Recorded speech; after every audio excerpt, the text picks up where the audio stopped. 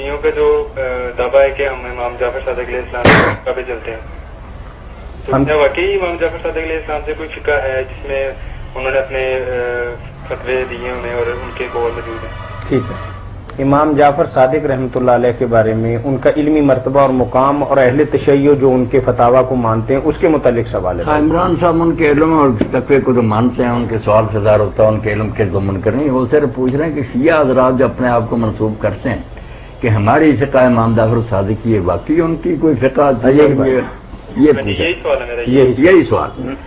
یہ ٹھیک ہے بھائی کہ ہر گروہ نے جس طرح بہت سی جب رسولہ کے نام پر جعلی حدیثیں گھڑ لی تو امام جعفر صادق بیچارے کیا تھے لوگ گھڑ لیتے ہیں. ہمارے یہاں بھی لوگوں نے گھڑی ہیں. امام ابو حنیفہ کے نام پر کئی مسائل کی کتابیں جعلی بنائی جن کو حنفی فقہا کہتے ہیں. بالکل یہ تو فتنہ ہے. ابن حزم جیسے لکھتے ہیں کہ جب تک قیامت نہیں آتی ابلیس ہے اس کی نسل گھڑتی تو رہے گی، مسئلے گھڑتے رہیں گے، یہ الگ بات ہے. مگر شیعہ حضرات کا یہ کہنا جو ہے نا کہ یہ فقہ امام جعفر صادق رضی یہ اسی طرح جس طرح ہم کہتے ہیں یہ ابو حنیفہ کی فقہ، یہ امام مالک کی فقہ. وہ اگر ہم سے پوچھیں کہ تمہارے پاس وہی آئی کہ بھائی جب ایک گروہ مسلسل آ رہا دفتروں کے دفتر ہیں اس پر وہ کتابیں لکھ رہے ہیں تو ان کا دعویٰ تو ٹھیک ہے کہ امام جعفر صادق کے وہ فتوے ہیں ان کی باتیں ہیں وہ اس کو مانتے. ہاں جیسے حنفی شافعی مالکی وہ جعفری کوئی بات نہیں. عالم وہ بڑے تھے. امام ابو حنیفہ بھی ان کے شاگرد ہیں. امام مالک جو کہتے ہیں وہ بھی ان کے پاس امام محمد باقر کے رہے تو ان کا علم و فضل ان کی فقہ تو ٹھیک ہے. اور جو پڑھتے ہیں ان کو پتہ چلتا ہے کہ اس میں بہت قیمتی باتیں جو جہالت کی باتیں نا ہر گروہ کی دفع کریں ان کو. اب میں ایک بات ہی کہہ دوں شاید وقت ختم ہو رہا کہ عالم اسلام میں اس وقت جو بہت بڑے فقیہ ہوئے نا جن کے تفقہ پر لوگ سارے دنگ تھے کہ سارے مذاہب کو جانتے تھے. پروفیسر محمد ابو زہرا مصر میں تھے، بہت کتابیں لکھی. ایک ایک امام پر لیکچر دیے ہیں اس نے یونیورسٹی پر. سمجھے نا فقہوں کو. ابو حنیفہ دور کیا تھا، استاد کون سے تھے، شاگرد کیا ہے، ان کے اصول کیا ہے، کس پر انہوں نے اپنی فقہ کی عمارت قائم کی ہے. پھر مثالیں پتہ چل جاتا کہ سارا مذہب اس طرح کرا. مالک، شافعی، احمد، اسی طرح ابن حزم، ابن تیمیہ، ابن قیم، امام زید ابن علی، امام جعفر الصادق، شاہ ولی اللہ سب پڑھ کے کمال کر لیے. تو وہ لکھتے ہیں کہ جب ہم پڑھتے تھے نا فقہ تو ہمارے استاد تھے محمد ابراہیم. اب جب وہ درس دیتے تھے تو جگہ جگہ بحث میں کہہ دیتے کہ امامیہ ایسا کہتے ہیں.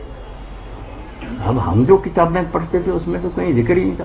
اور لوگوں کے حوالے آتے تھے یہ تو کوئی نہیں لکھتا تھا کہ امامیہ بھی کچھ کہتے ہیں. میں نے ایک دن پوچھا کہ شیخ یہ امامیہ کون ہے اور کیا؟ اس نے کہا بیٹا امامیہ ایک بہت بڑا علمی گروہ ہے اور ان کے دفتر ہیں علم کے، مگر جھگڑوں کی وجہ سے لوگ نفرت کر گئے کہ وہ یہ کہتے ہیں وہ کہتے ہیں، وہ کہتے تم یہ کہتے ہو، دیواریں کھڑی ہو گئی. اب اس نے پھر ایک کتاب لکھی ہے احکام الموارث عند الجعفریہ، خود ابو زہرا نے. وہ کہتا ہے اس کے بعد مجھے شوق ہو گیا، میں نے پھر ان کا بھی پڑھا. اور وراثت پر لکھی ہے.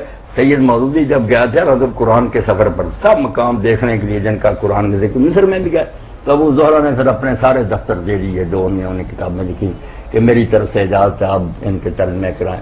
تو یہ احکام الموارث عند الجعفریہ، یہ جعفریوں کے نزدیک وراثت کا قانون کیا. اب جب اس نے دفعہ وار لکھا ہے تو کہتا ہے ابو زہرا کہ اس طرح سائنٹیفک علم میراث کسی کے پاس نہیں. ہم سنیوں کا حال یہ ہے کہ یہاں ایک قانون بناتے ہیں سراجی میں پھر توڑ دیتے ہیں، پھر بہانہ مراتے ہیں نہیں یقرب ہے مگر یہ ہے یوں ہے. انہوں نے اس طرح لڑی ایک ان پڑھ سمجھ سکتا ہے کہ فتویٰ کیا ہوگا. صاف سیدھی وراثت کی بات کہ 3 کلاسیں ہیں، ایک ماں باپ ہے اور اولاد ہے. خواہ وہ بیٹا یہ بیٹی، یہ کہتے ہیں بیٹی کی اولاد ہے زبیل الرحم ہے، وہ کہتے ہیں کافروں والی بات کہ بیٹے کی اولاد اور ہے بیٹی کی اولاد. کیا کرتے ہو تم مرد عورت کے فرق؟ بیٹے کی اولاد ہو یا بیٹی کی اولاد، قیامت تک اگر ایک بیٹی بھی زندہ ہوگی اور ادھر ماں اور باپ میں سے کوئی زندہ ہو کسی کو کہیں نہیں ملے گا، نہ بھائیوں کو نہ چچوں کو، ان کی باری نہیں آئے گی. یہ سب سے قریب ہے اس کے ماں باپ اور اس کی اپنی اولاد جو پشتے ان کے ہوتے کیوں دوسرے لے جائیں. یہ سارا گروپ ختم ہو جائے گا. نہ باپ ہے نہ ماں ہے نہ کوئی نیچے ہے. پھر نمبر دوسرا آ جائے گا کہ اس آدمی کے بھائی بہنیں اور دادے دادیاں اور نانے نانی، یہ جو کہتے ہیں نا جدات فاسدات اور اجداد کہتے یہ فاسد نانا کہتے پناوٹی بات ہے. ماں کی طرف سے یا دادے کی طرف سے جو دادے دادیاں نانے نانی اوپر تک آدم علیہ السلام تک اور ادھر بھائی بہن اور ان کی اولاد، یہ دوسرا گروہ ہے. इनमें से कोई होगा और एक मर्द या औरत सब वही ले जाएंगे। और अगर ये सारे खत्म हो जाएंगे, तीसरा है कि फुफियां और चचे और खाला और मामा, असबा, हाँ ये असबा वगैरह कहते सब गलत है। ये तीन बातें जो ना, तीन ग्रोह, वालिदैन और औलाद नहीं, भाई बहन और दादे दादियां, ये नहीं फुफियां चाचे और खाला खाला। अब हमारे यहाँ हजरत उमर रज़ी कहते हैं यार मैं बड़ा हैरान हूं कि फुफी की विरासत भतीजा ले लेता मगर फुफी को किसी सूरत में नहीं मिलती।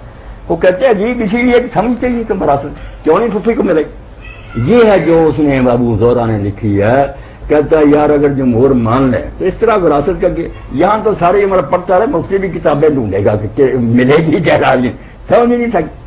ये असबात हैं, ये जबल फरूज हैं, ये इतना लंबा चक्कर है कि दफ्तर लिखे और पल्ले कुछ नहीं पड़े। परवेज ने यार असलम जहरातपुरी ने मजाक उड़ाया कि ये कानून बना था करीबी के होते दूर वाला नहीं लेगा। अब ये करीब वाला बैठा रह गया, दूर वाला इसको नहीं, ये ले जाएगा। कहते मजाक, कोई बात नहीं इनसे बनती, परवेजी ठट्ठे उड़ाते। शियों को नहीं कह सकते, उनका इल्म मिरास जो है, मैंने मिसाल के तौर पर कह दिया। अब लोग कहते हैं मौलवी साहब का पता नहीं चलता, पता मेरा चलने ही तुम्हें मैं इन चीजों से बिल्कुल बाला हूं। मेरे नजदीक जाहिरी हो, हनफी हो, जो बात दलील से करता पाऊं। अच्छा भाई इमरान, बात वाज़ेह हो गई। जाफरिया पर इमरान भाई अगर आप पढ़ेंगे ना उनके इल्म उसूल फिक़्ह, उनके फिर आगे जो कुरान से इस्तिंबात, कोई अलग नहीं, कुरान से हवाला, इसी कुरान से हदीसें, बाकी इसी तरह रावी परख हैं।